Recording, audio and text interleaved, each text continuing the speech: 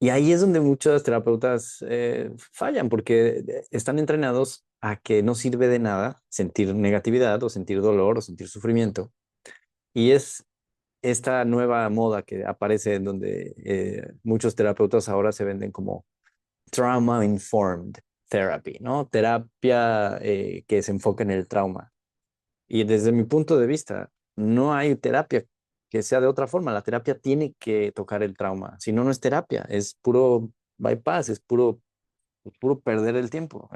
Es mi opinión, ¿no? Digo, Hola y bienvenido a Psicología Espiritual. Yo soy Damián Orbañanos y aquí encontrarás respuestas a distintas preguntas que me hace mi audiencia en redes, así como investigación un poco más profunda sobre temas que surgen en la consulta.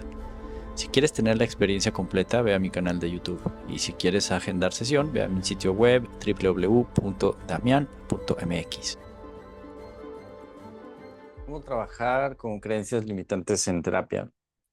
Te va a pasar que te llegan pacientes y te dicen, es que no salgo del problema, tengo el mismo patrón, repito y repito las mismas cosas y no saben por dónde salir. Y vas a observar que hay creencias que tienen de sí mismos que los están limitando. Son creencias inconscientes de no puedo, no soy suficiente, no merezco. Y si le escarbas un poco, si los ayudas a ir observando su experiencia, su historia, hay que irles preguntando un poco, bueno, ¿cómo te sientes? ¿Por qué crees que no puedes o que no mereces o que todo es tu culpa o que siempre todo te sale mal? ¿No? Se van a resistir, entonces tienes que ir usando tus habilidades empáticas y de comunicación para ir ayudándolos a que sientan más y más y más.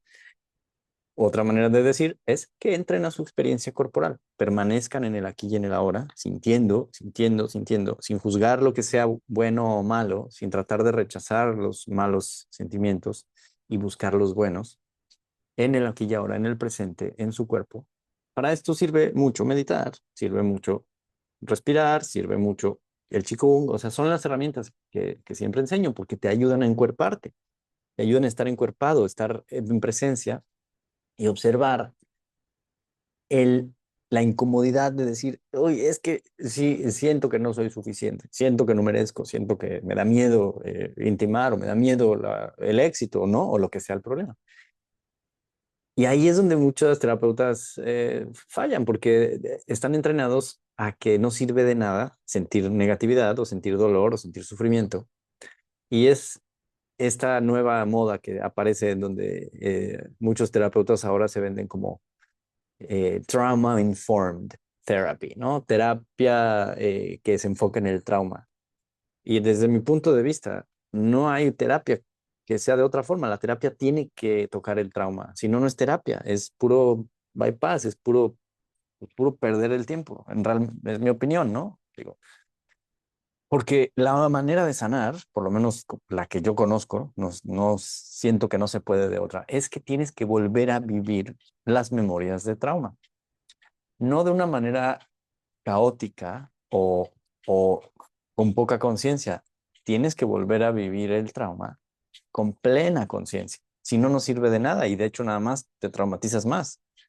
Tienes que estar 100% presente y poder vivir tu experiencia de trauma con una nueva conciencia, ahora adulta, tomando en cuenta que probablemente cuando se generó el trauma tenías una conciencia infantil que te hizo pensar egoístamente que era tu culpa lo que pasó.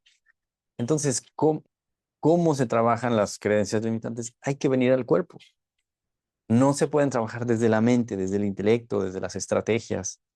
Aquí es donde la terapia se empieza por necesidad a volver un proceso integrativo, holístico. Necesitas integrar el cuerpo, ya no solo la mente, ya no solo las emociones, ya no solo las estrategias cognitivas, sino las experiencias somáticas corporales, la experiencia sentida.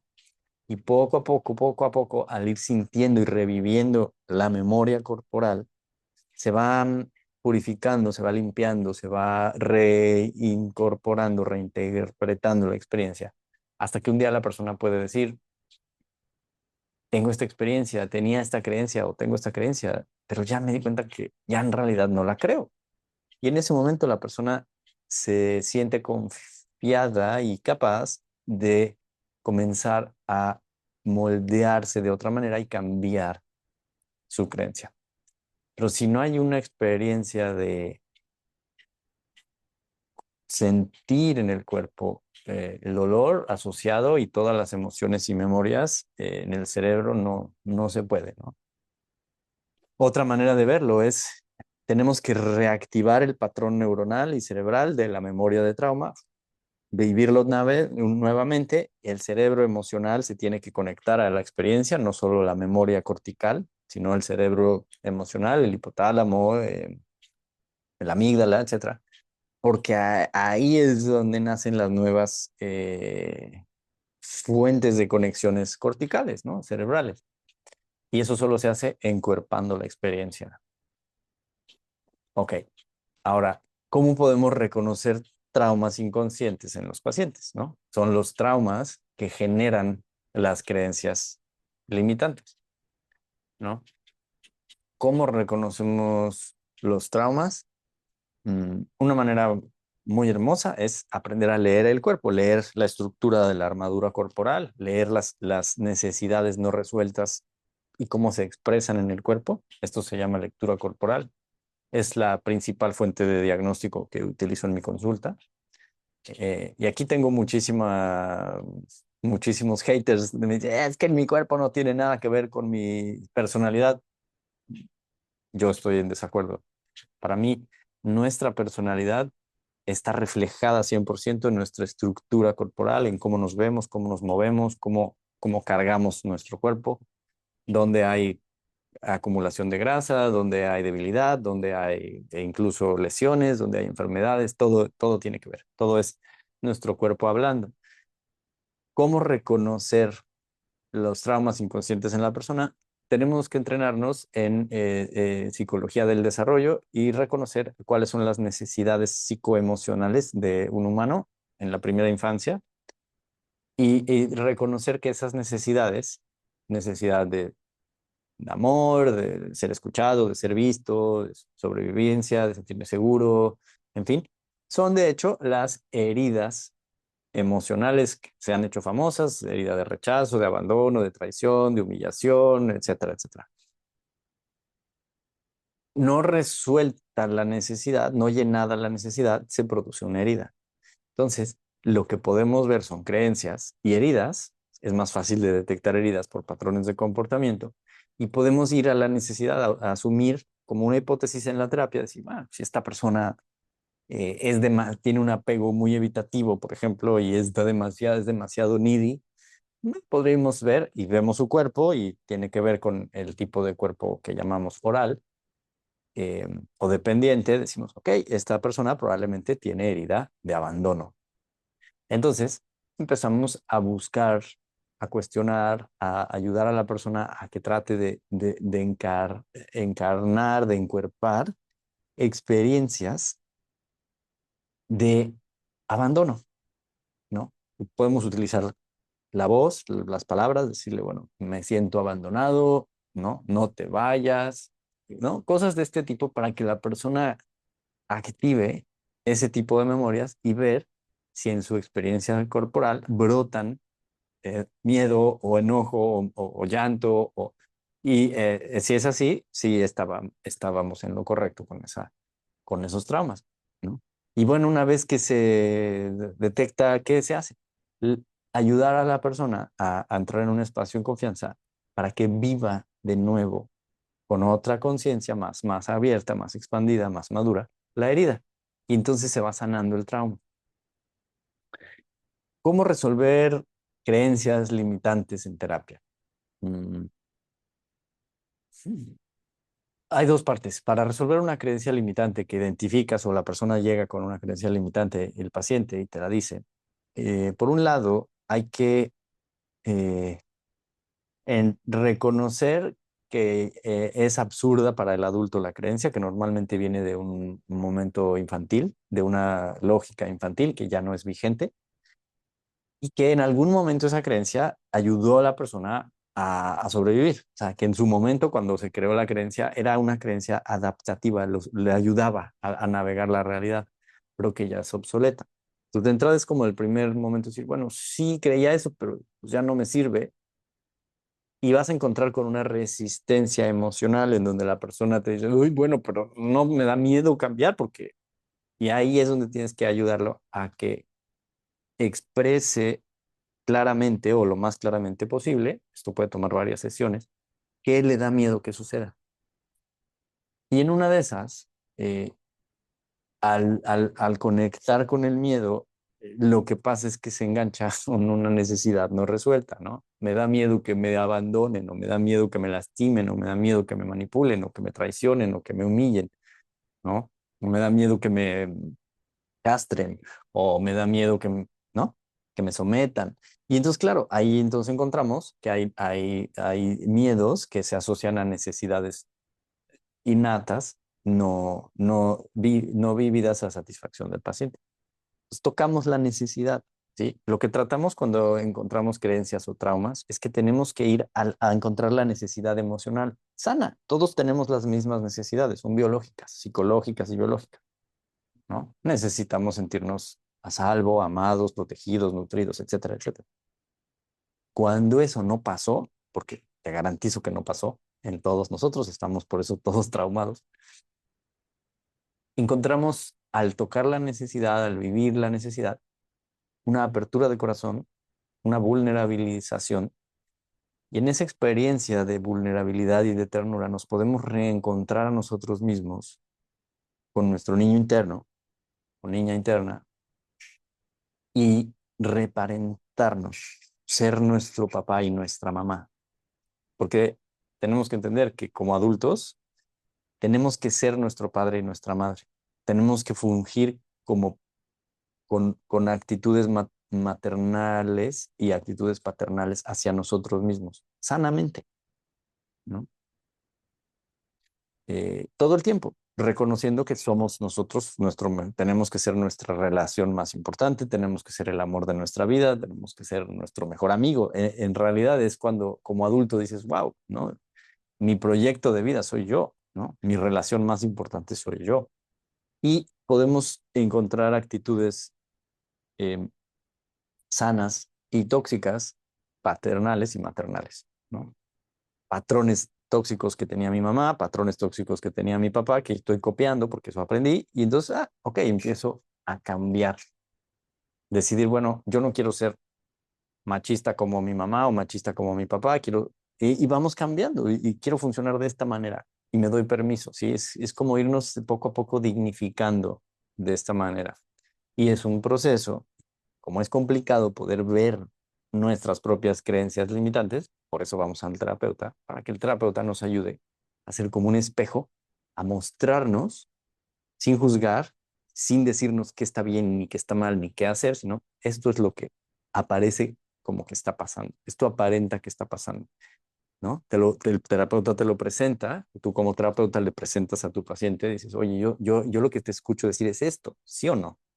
¿Tú qué piensas? ¿Qué sientes? Y vas con lo que el paciente te va diciendo, ¿no?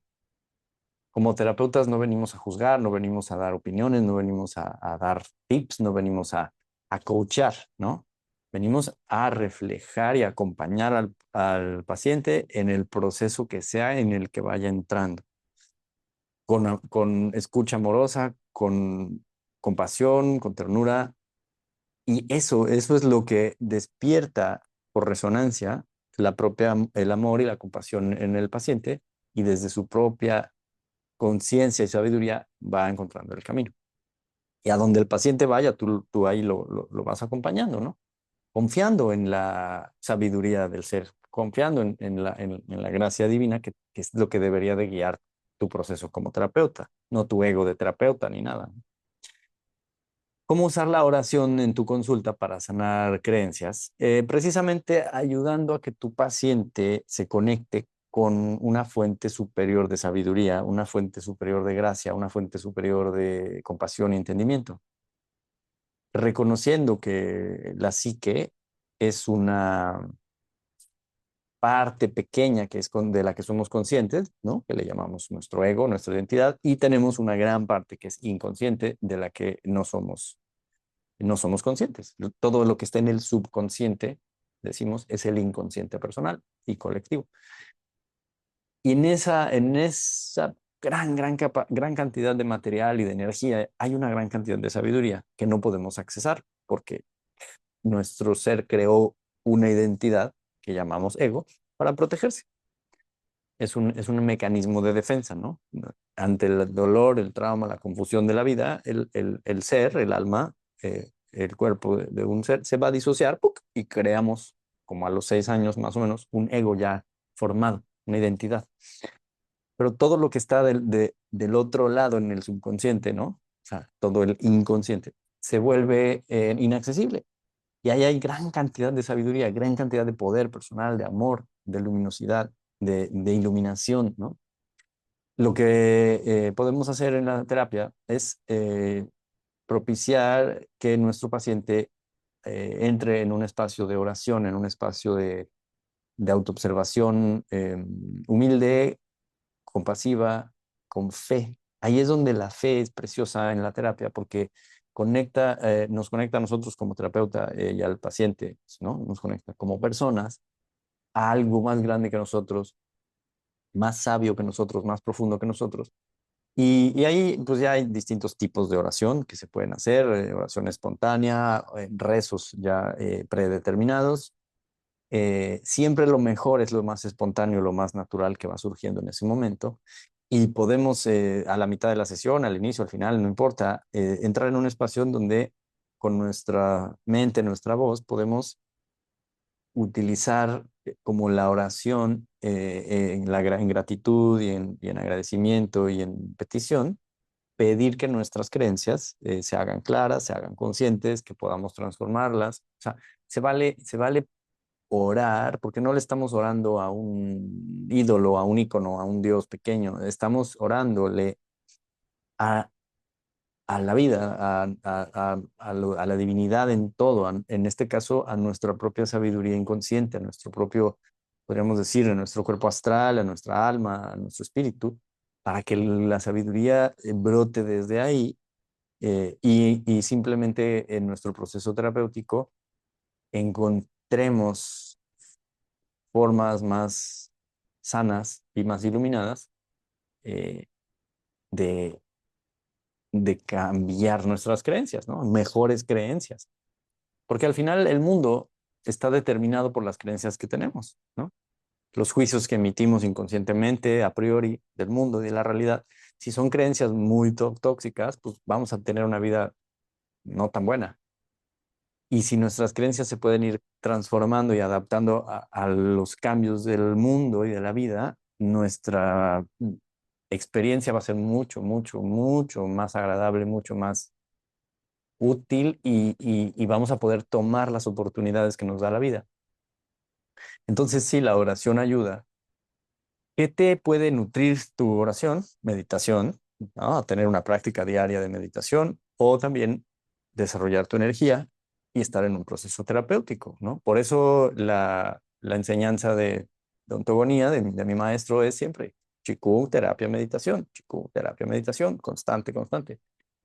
Em, Tengo varios grupos de meditación gratuita, de terapia gratuita, de Qigong gratuito, y si no, puedes entrar a mi sitio web y ahí hay distintas formas en las que puedes aprender, incluso formarte conmigo y poder nutrir tu consulta con más herramientas.